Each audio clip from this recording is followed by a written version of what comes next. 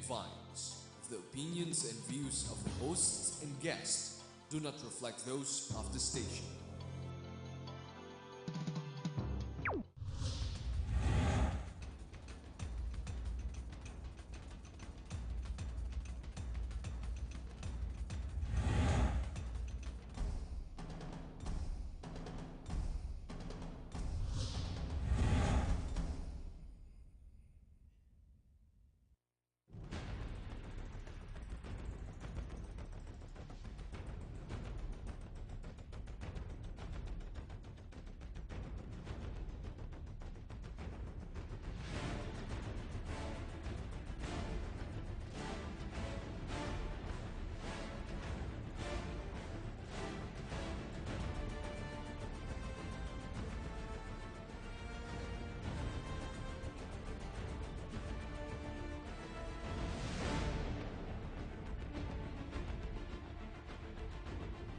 Republika na eh. Good evening, Philippines. May gabi sa Tibok Mindanao, Visayas, ug sa Luzon. Marahay na banggi sa Indogabos. Bismillahirrahmanirrahim. Assalamualaikum warahmatullahi ta'ala wabarakatuh. Ito po ang Republika na America Spina. Well, with the passing and the death of Osama bin Laden, the head and the mastermind of the foremost terrorist group in the world, there are certain fears in the domestic theater that we need to be able to survey and understand as to what level of consciousness and alertness should be given with regards to even our local terrorist, and how his death will impact in our lives, both politically and in terms of our peace and security requirements. We have invited some national security experts who will impart with us their own take on both the international events and the local. We have invited, firstly, to my farthest left, we have Rodolfo Mendoza Jr., retired police director. He's the president of the Philippine Institute for Political Violence and Terrorism Research, and the chairman of that group and executive director is none other than Professor Romel Banlawi. He used to also be a professor in the National Defense College of the Philippines. Magandang gabi sa inyong dalawa. Welcome. Yeah. Good evening, Eric. Okay. Anybody can jump into the discussion. No? Your reading of the termination of Osama bin Laden in the international scene, and do you see any retaliation by the Al-Qaeda in terms of American and European countries or its known allies as far as the U.S. is concerned? Anybody? Yes, because that is the natural tendency of the terrorist organization. And reprisal strategy is always on their agenda. And lalong mahalaga dyan, they have to maintain the momentum and tempo of their highest moral state.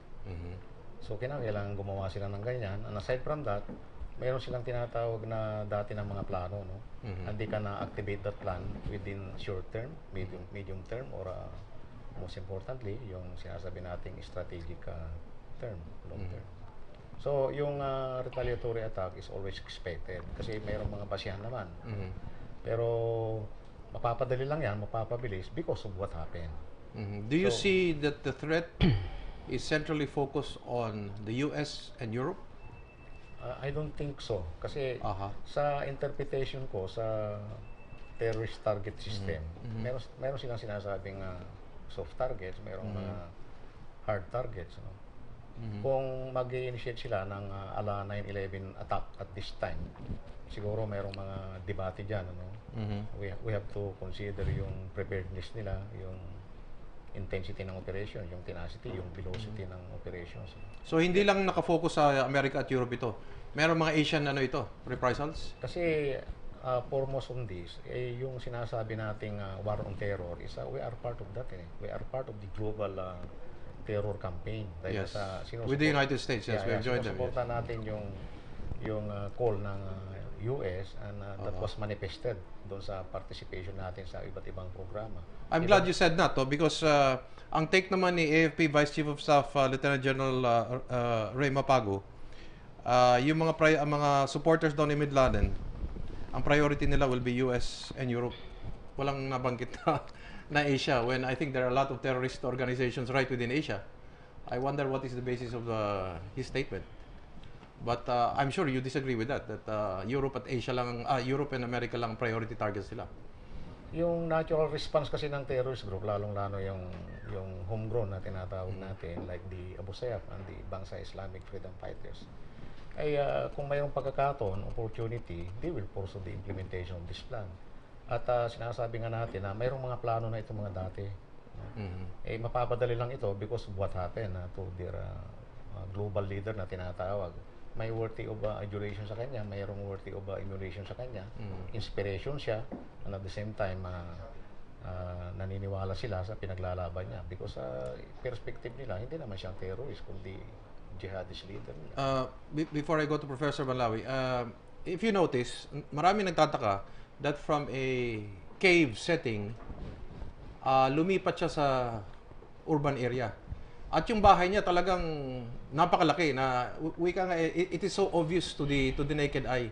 Mansion. And then they have moved into the urban center because according to some reports, the Taliban has also moved its area of hiding from the caves into the urban centers. What is your reading of that? Bakit ganun na nangyari? Ang reading ko dyan, it is usually a tactics and strategy of any revolutionary organization or terrorist organization. Yung urban basing strategy is part of the overall plan yan. No?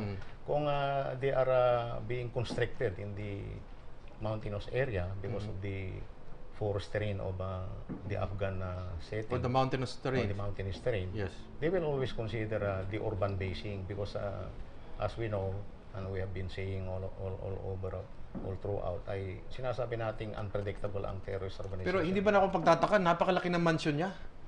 It is almost a sore eye in an area where you have a lot of poverty and all that. But para bang he is waving a red flag saying, I am here. Hindi ba parang ganun lang lumalabas? I think on the contrary, ang pagka-built ng mansion na yon is a manifestation of a deep cover. I should say, I would parang reverse psychology. Reverse psychology yung ina-apply nila doon.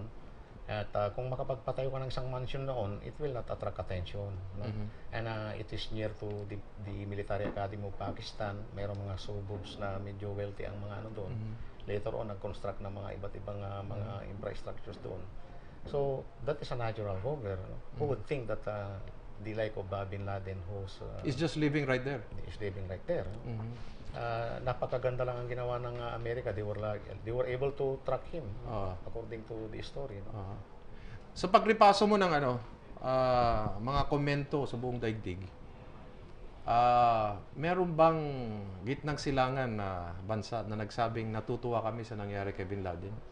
May mga nagsasabi na they join the world in celebrating the death of Osama bin Laden, but with a nuanced reply that there are also some Muslim leaders stating that they mourn with the death of Osama bin Laden as a person, as a Muslim, but not as a terrorist. And there are other Muslims all over the world that regard Osama bin Laden as a martyr, as a hero. Even our own Muslim leader here in the Philippines even declared Osama bin Laden as a shaheed or a martyr. And the MLF made that kind of statement. And the idea of retaliatory attacks after the death of bin Laden is based on past experiences where if a leader is killed or died, they expect retaliatory attacks. Like for example, after the death of Abdul Razak Janjalani, there were several small retaliatory attacks in Mindanao. The death of Gaddafi Janjalani and Abu Sulaiman also resulted in several retaliatory attacks. The death of Abu Sabaya, Commander Robot, and Commander Global also resulted in retaliatory attacks. That's why we use the term retaliatory attacks as a precautionary statement. Okay. Yeah. It is not immediately going to happen, but we expect that to happen in the landscape. Because of past experiences, but until now, no specific plan has been identified yet. But we know plans to attack, but we don't know when. Always be there. It's always be there. Okay. Before I ask you about the possible retaliatory attack or effects that will happen in our country with the death of bin Laden, let me ask you. There were 90 nationalities that were involved in the death of the Twin Towers. Were about 3,000 lives, but there were more or less 90 nationalities. Correct. Are these 90 countries, do you see them also celebrating the death of Bin Laden? Maybe the 90 Kasi sa atin, there were about families. 30 or 35 Yes, Filipinos yes, that yes, died in yes. that, no? Yeah. The jubilation was worldwide, but while we see the jubilation of others, we also see others mourning. So that's the two effects of Bin Laden's death. Do you see the schism where the moderate voices of Islam is also celebrating, or they're also very quiet? The moderate voices, they are very, very quiet because they don't want to be labeled as passive or active sympathizer of Osama Bin Laden. Ayaw nila paypayan yung galit ng tao? Yes. Kasi mga kapatid nila ito. But later on, maybe after a week or after a month, you will see more nuanced analysis articulating the very own context of Bin Laden's death. We have not seen ustads or ulamas making declarations, but the Catholic Bishop Conference of the Philippines, through their bishops, already released a statement. Even the Saudi government is a little guarded in their Well, statement. Saudi government is an advocate of Wahhabism, Yes, correct. which Osama Bin Laden strongly promotes. Okay, so Which is an irony in that sense. Yeah. Because actually what is happening now to Saudi Arabia is they are now becoming victims of correct. of their own propagation. Yeah, but They think they want to export this abroad without realizing that this is a two-edged sword. It might also come back to them. that's why we have to understand the two variants of Wahhabism. Wahhabism that continues to propagate the peacefulness, embedded peacefulness of Islam. And at the same time, Wahhabis endorsing the idea of violent jihad. So there are various interpretations and various variants of Wahhabism, but the one being upheld by Osama Bin Laden is the one formulated by Sayyid Qutb, okay, an Egyptian activist. Ito yung para sa mga hindi yata nakakalam, ito yung parang Mao Zedong ng communism or Parang ng, siyang Karl Marx. Lenin, Siyang Karl Marx Karl ng Marx, Islamic ano? fundamentalism. Oo. He's the Karl Marx of Islamic fundamentalism. Sinabi na lang natin Mao Zedong at Lenin para medyo mas Ba- bago oo, mas oo, maunawaan yeah. kasi pag medyo Karl Marx parang medyo you have to be a historian to really But he's understand it. the real ideologues behind what we Correct. call Islamic fundamentalism, is Sayyid Qutb. Oo. In At, his book Milestone. Ang paniwala yata ni Sayyid Qutb pag hindi ka Muslim, you will never be free in your life. Correct. Yeah. Basically, para lang Correct. maintindihan lang natin. And you no? have to convince the infidels to go back to the Muslim group. Yes, oo. At pag hindi ka Muslim, hindi ka malaya sa buhay mo. Yeah. Kaya kailangan i-propagate yung ang Islamic propagation or Yes, dawah. oo, Dawah yun. or So dawah. para lang maintindihan ng ating mga manonood. Our government is saying there is no direct retaliatory threat. Do you agree with that assessment, or do you think this is a little bit blunt in the sense that as you mentioned a while ago, when there are Islamic leaders that are killed, revolutionaries, there is right away a retaliation given a few months or even a year? The purpose of the government is to make public calm and not to create unnecessary fear and not create unnecessary disturbance because of Bin Laden's death. But you know, I've been waiting for some Muslim groups to stage rally condemning the death of Bin Laden here, and there's no one. Bakit kaya? I mean, ikaw alam mo yan kasi that's Yeah. part of your research. Bakit parang tahimik lahat? Parang Correct, naghihintay correct. ng may magsisimula. And Parang for ganon. me, the silence is so deafening.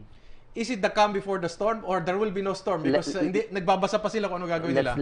I think they are examining the environment, but let's wait and see what will happen. But definitely, while the government is saying that they don't expect retaliatory attacks, they are in fact increased police visibility Okay. all over the country, and still our country is still in full alert. So I think that statement should be taken in context that the government does not want to cause unnecessary panic. So we stay alert but don't be alarmed. Ang isang regional director, ito si PNP Regional Director Superintendent Elpidio De Asis, says that since wala nang direct support, financial support ang Al-Qaeda sa ASG, so mukhang hindi ko naman sasabing kampante sila. So medyo guarded siguro ang kanilang pananaw sa security sa Zamboanga area. Pero can we really say just because they don't have any direct financial support from Al-Qaeda hindi naman gugulo itong ASG dahil itong sinasabi ni Director De Asis, naka-focus lang daw sa Basilan, Sulu at Tawi-Tawi itong ASG. Would that be a correct assessment? medyo hindi ako agree dyan. Yun ang nga sabi ko eh. I also agree with his disagreement. Sige, sige. Para naman matutuhan ng mga makinig doon yung mga tao natin. Iba na yung hugis at forma ng terrorist financing. Mm. Throughout the years, nagkaroon na ng development niya at several frontiers. Hindi lang nakakumpay niyan sa controlled mechanism ni Osama Bin Laden, Al-Qaeda. No? Mayroong mga radical Islamic charitable institution na nagbibigay na ng mga donations long time ago na yan. Sa kanila? Sa kanila. And at the same time, mas lalong napanday nila, mas lalong na-consolidate and strengthen yung mechanism for support through, not necessarily through ordinary contributions or solicitations, kundi may mga nag-emerge na rin mga businesses. Ano? So, hindi naman talaga natamaan ng todo-todo. There was no war initiated against this non-combat support organization. Kasi napakahirap yan. No? Dahil doon sa it represents the legitimacy of the Islamic institution. Mas lalo na yung mga infiltrated nila na voluntarily dinadivert nila yung pondo at saka kinukuha yan without the knowledge of the institution itself. So napakahirap talaga yung mag-monitor ng terrorist financing. And most importantly, mayroong mga insidente na dapat pag-aralan pa na even the Taliban is bakit nasusustain nila yung guerrilla warfare nila, no? Yung Islamic insurgency situation nila. Actually, this is virtual insurgency on the net. Yes.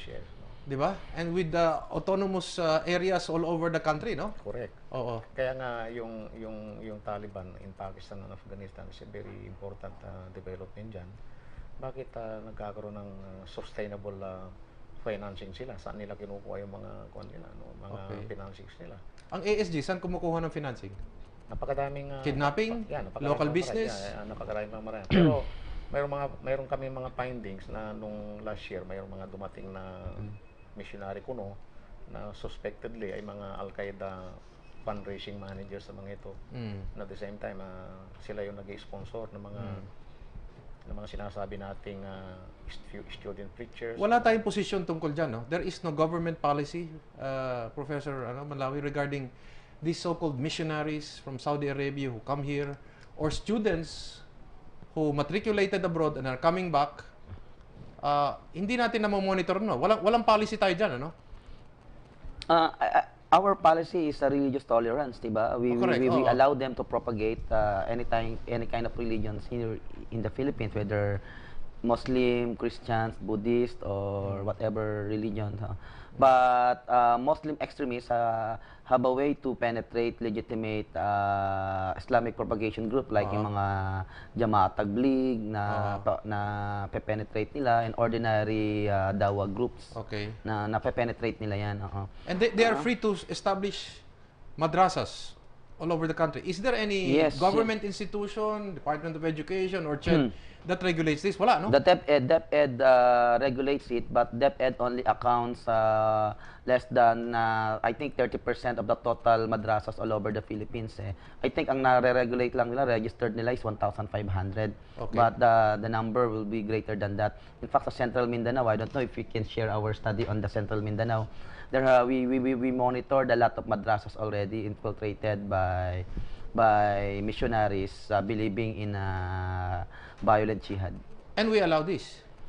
Because of our lack of evidence to link them with any terrorist acts, or we allow them to operate. But our group, we have conducted independent research on that, and we're bothered about the increasing number of madrasas being penetrated by Islamic propagators who are adhering to the concept of violent jihad, and even convincing their students, particularly those students who were orphaned during the war, convincing them to commit suicide mission. Okay, we're going to pause for a few reminders. When we come back, I'd like to ask our guest, what is Indonesia doing and what is Malaysia doing when it comes to madrasas and scholars who come from Saudi Arabia bringing back new theology into their country? Maybe we can learn something from both countries when we return. Right.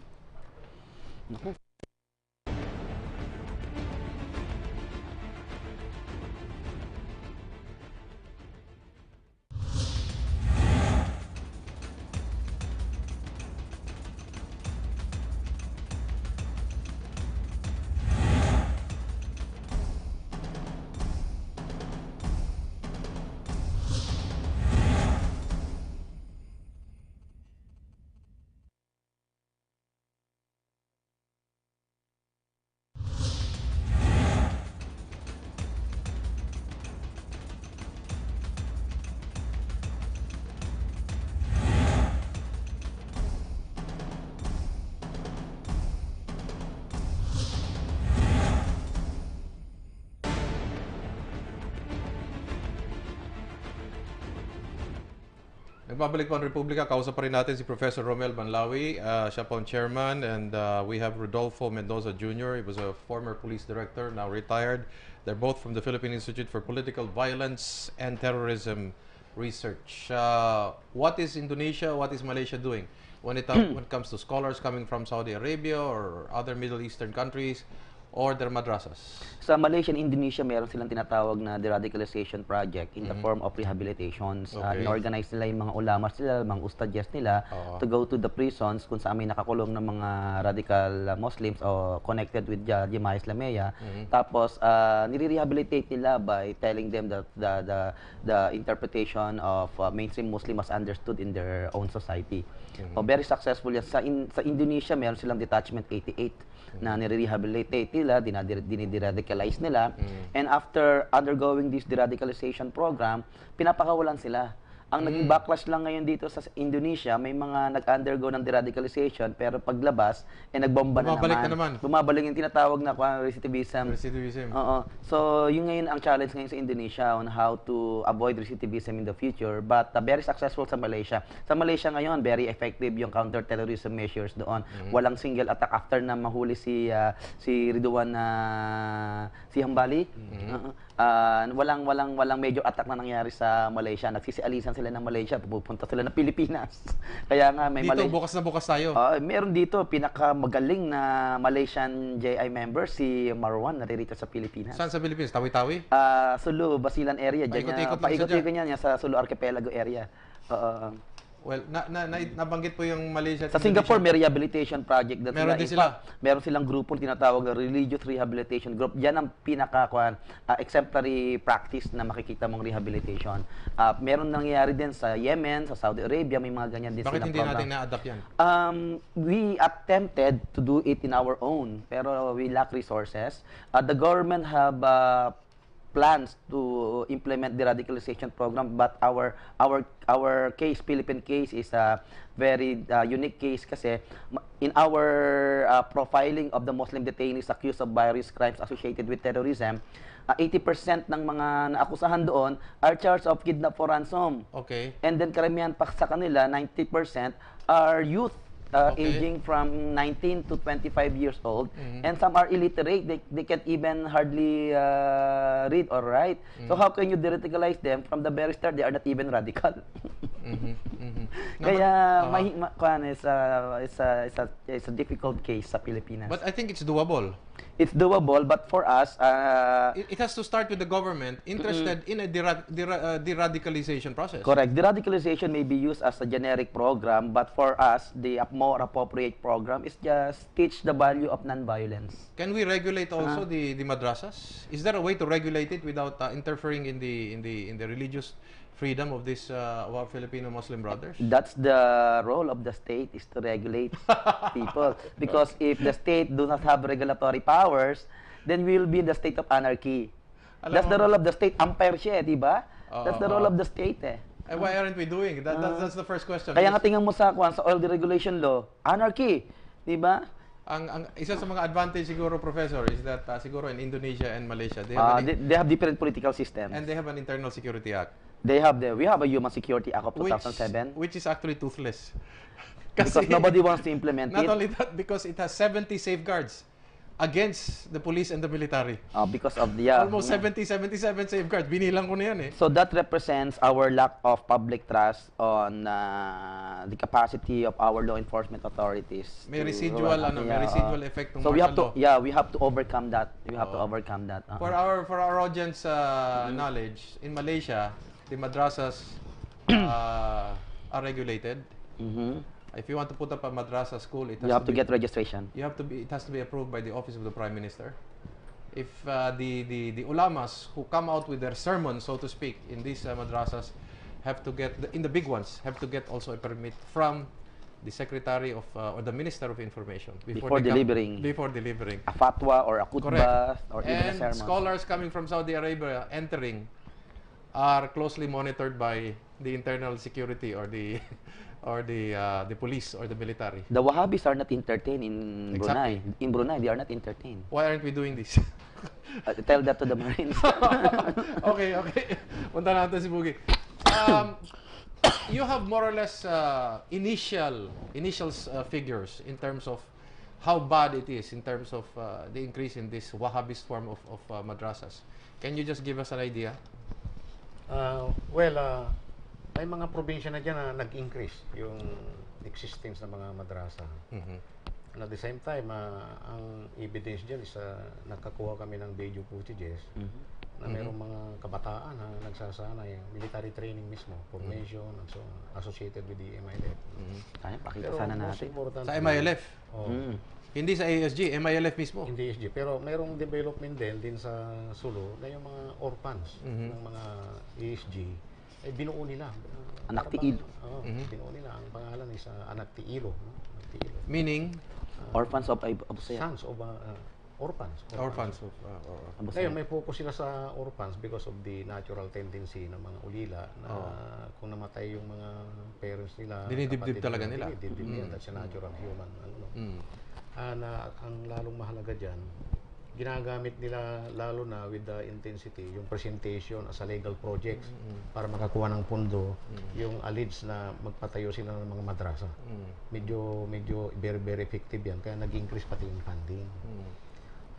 It's highly visible in Sarangani, pagkatapos dito sa Central Mindanao. sa Central Mindanao, yung other parts, no? Sultan Kudarat. Sultan Kudarat. So, according to the information na nakuha namin, exactly yung sinasabi ninyo na yung regulatory authority or power, hindi talaga may exercise. Anyway, wala namang policy attributed to that. Unang-una. So, is a free country palagi kung sino makapag ng project doon, papunduhan, they are nagkukumpit sila dahil sa merong magbibigay naman ng pondo. So that's what is happening. So dumadami, but do you have any statistics that you can initially mention? Hindi pa kami At least raw, kahit raw man lamang. Hindi pa kami umabot doon, pero How many provinces are we talking about? we are talking about Maguindanao, siyempre Maguindanao. Sultan Kudarat, North Cotabato, South Cotabato, Sarangani.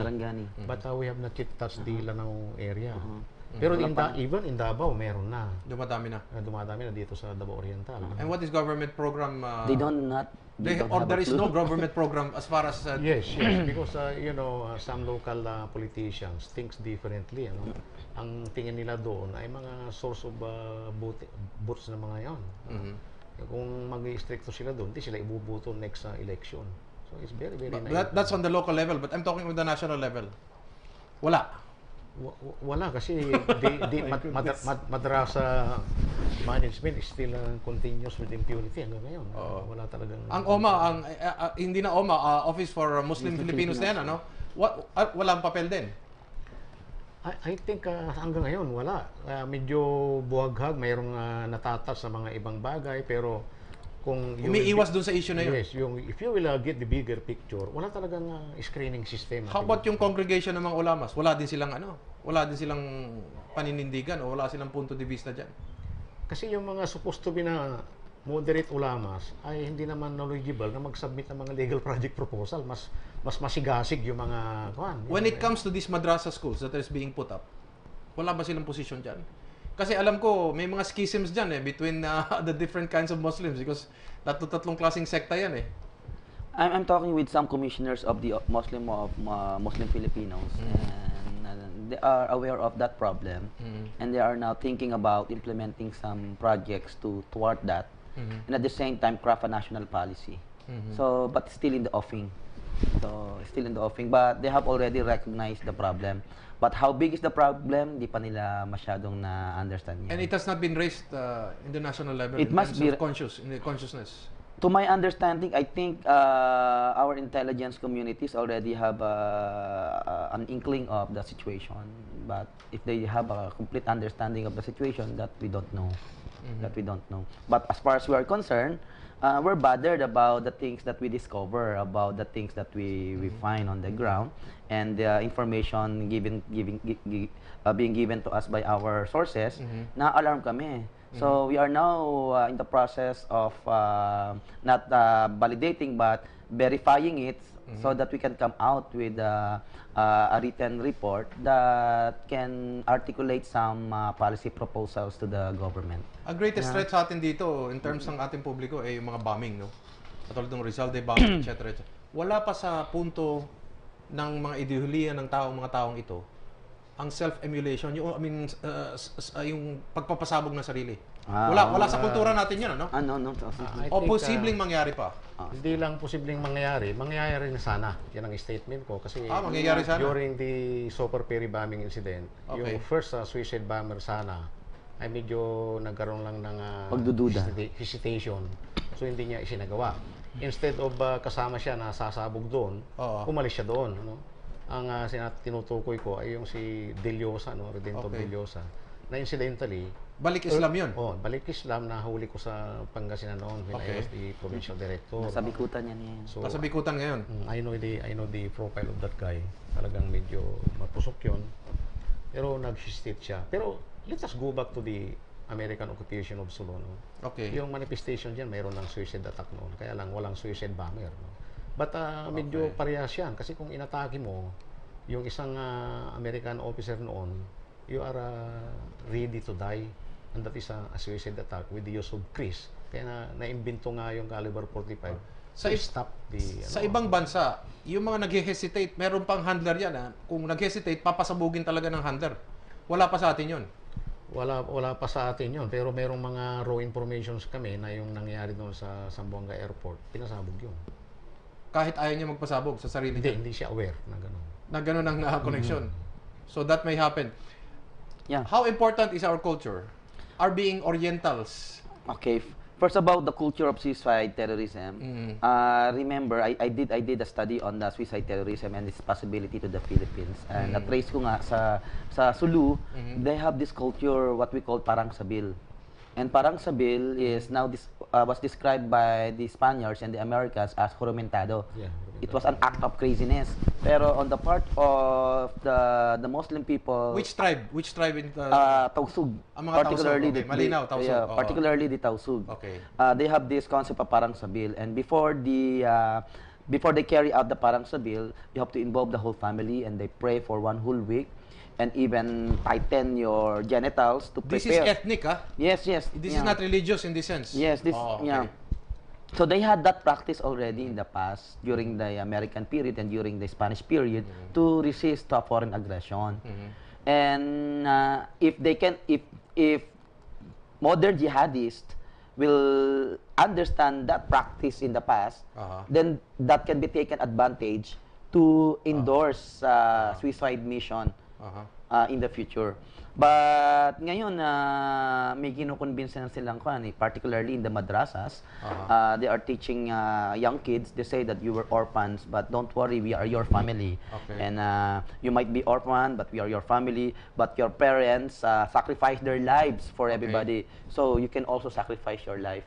Yung sinasabi ni General Mendoza about the potential suicide bombers sa Pilipinas, at least 10 potential shaheeds yung they undertook the oath of martyrdom. Ganon. Yeah, Nasaan na sila? Iba nakakulong na, mga balik Islam. Okay. Ilan na lang natitira sa labas? Karamihan Meron kasi pa, dyan, mga I natitira. recall, karamihan dyan mga balik Islam. Balik Islam. Because alam mo ang tendency ng balik Islam, gusto niyang patunayan na talagang karapat dapat siya. Na maging Muslim. Kaya nga nag-revert siya. Nag-revert siya eh. Bumalik siya, no? So, committed na siya ng mga kasalanan, kaya dapat patunayan niya. Yan ang explanation nila sa amin, ano? Pero I remember na nung na-read yung isang institution dyan ng Radical Islamic Fundamentalist NGO na nagsusuporta sa Radical Islamic Reverts.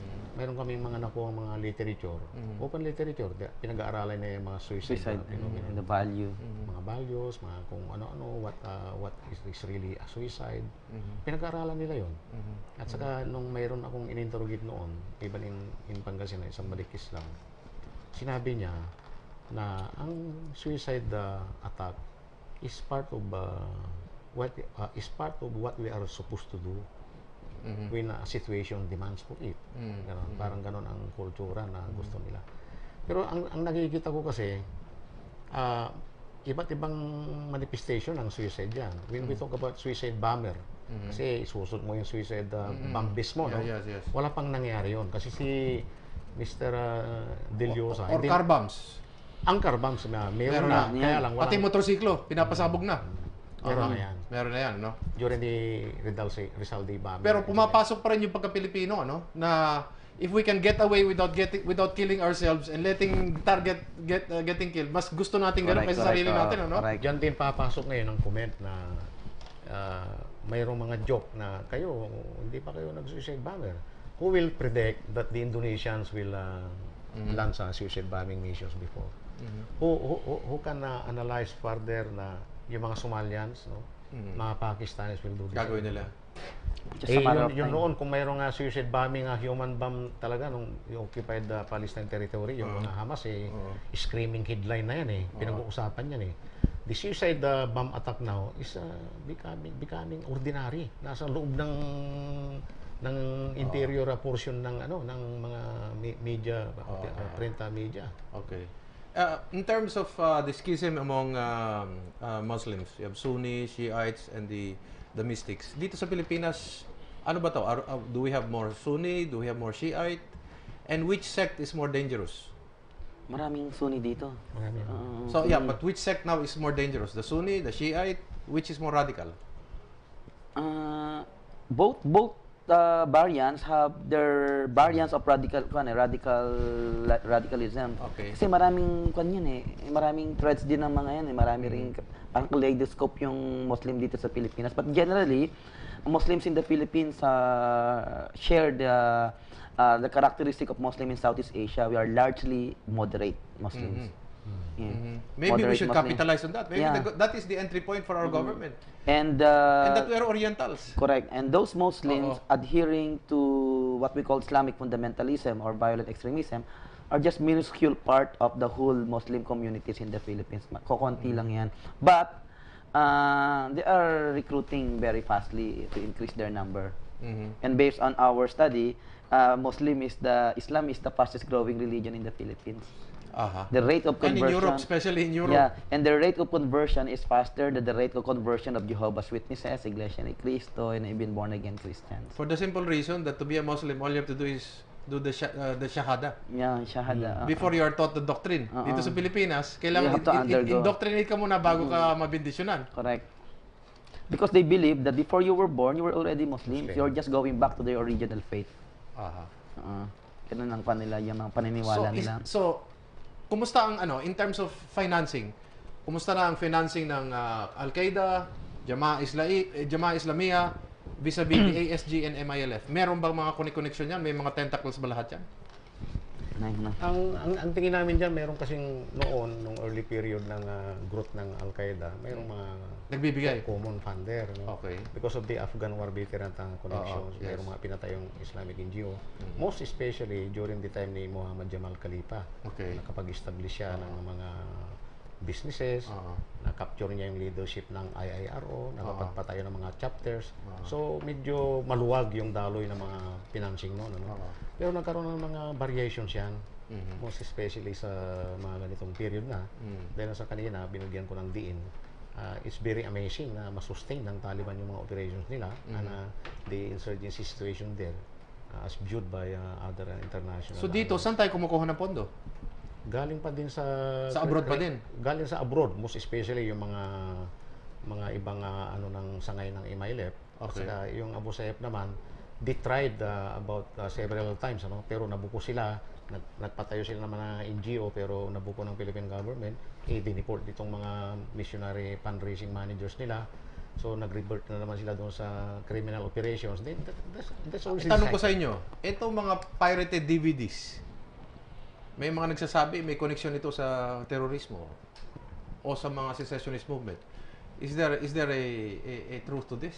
Yes. Because ang findings namin nung early 2000 pa, ang ibang nag-i-engage dyan sa negosyo ay parang pinapatawan na ng buwis, no?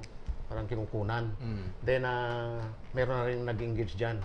Even the New People's Army are engaged in that kind of business kasi merong Moro unit yung NPA nga. So itong DVD ay kung dumadalo ito yung mga pirated na yan sa isang channel of support, napakadaling sakayan. Napakadaling sakayan. Mas especially sa Mindanao, no? Oo. So, do we expect any retaliation in the next 2 months, in the next year? Do we see that as part of the planning? Or kasi itong Pilipinas, siguro we are one of the few countries, bukas na bukas tayo. Dito nga nagsimula yung pagplano ng pagbagsak nung sa New York eh. So with Yusuf, no? If I'm not correct. Nahuli doon sa Ramsey Yusuf, nahuli doon sa Josefa Apartments. Siya nag-interrogate dun sa nahuling kwan. Si Ramsey Yusuf nakatakas. Okay.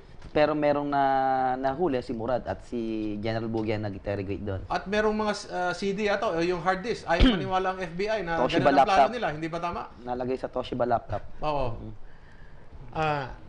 Doon sa tanong mo na yung time frame, hindi ko masyadong masagot. But I know of an information That, na mayroong plano yung Bangsa Islamic Freedom Fighters. Most bago na especially- naman ito. Ito, bago BIFF ito, yung Brakato. Asim Brakato. In Mindanao, yung focus nila, maglulunsad sila ng serye ng bombing operation. Okay. At pwede kong sabihin ito kasi in recent days, mayroong nahuling 5 improvised explosive device sa Cotabato. And according to our sources, hindi na Umbragato yon. So, Hindi na siya MILF. Hindi na MILF, no? Okay. It validated our information according to our sources na bago yung death ni Osama Bin Laden, mayroon ng plano ito mga ito. Ito yung sinasabi ko, dinidiinan ko na mayroon ng mga dating mga plano na ito na di ka na pwede nilang i-facilitate quickly, no? And it's very easy for them, no? It happened, ang dami na nilang pinasabog noon.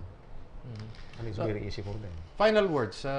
What can you suggest to the public and for government in order to be able to address this, not just in terms of arms, but in terms of ideology, in terms of cultural approach, religious approach? For the government, the death of Osama Bin Laden is an opportunity for the government to raise public awareness on the nature of terrorist threats in the Philippines. Very effective yung ating public awareness on what to do during fire, what to do during earthquake. Pero we don't know yet about what to do during terrorist attacks or what to do before the terrorist attacks can happen, kung paano mo detect if they want to carry out terrorist attacks. So a great deal of efforts must be done for that purpose, so that it will not only increase public awareness on the nature of terrorist threats, but at the same time raise their capability to prevent acts of terrorism. And for the people naman, don't be panicked by the news about terrorist attacks. Yeah, don't be panicked. Business as usual, but stay alert and vigilant. Because there's no reason for complacency, because terrorist attacks can be done anytime, anywhere. Well, okay. On that note, we'd like to thank our guest for today. We have Rodolfo Mendoza Jr., Police Director, retired.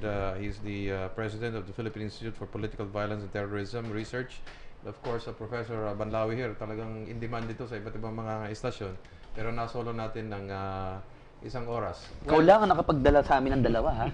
Normally, hiwalay kami. Ikaw lang, ha? Okay. Malakas ka sa amin. Okay, thank you very much to both of you. Maybe I'd like to end by quoting Adi Majul, and I'm of course paraphrasing. He says in his book that why are we Muslims and Malays, why are we reenacting the foreign wars? I hope we are able to pick up from those words.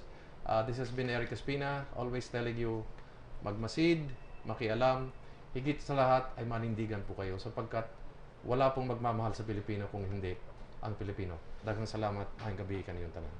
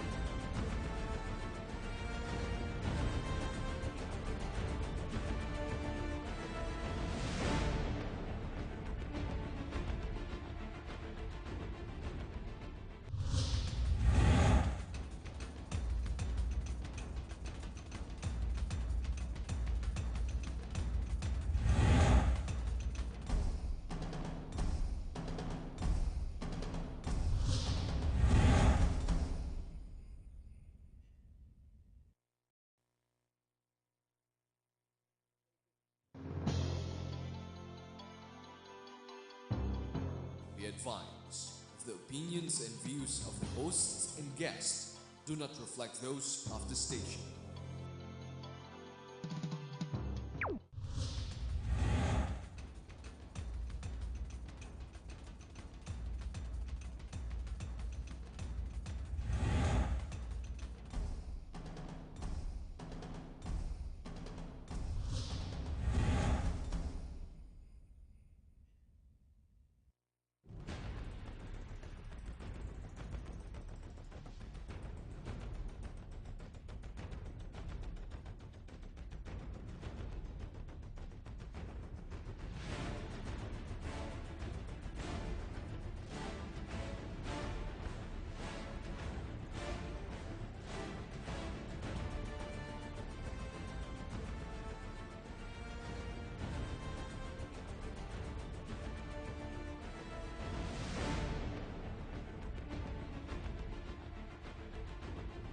Republican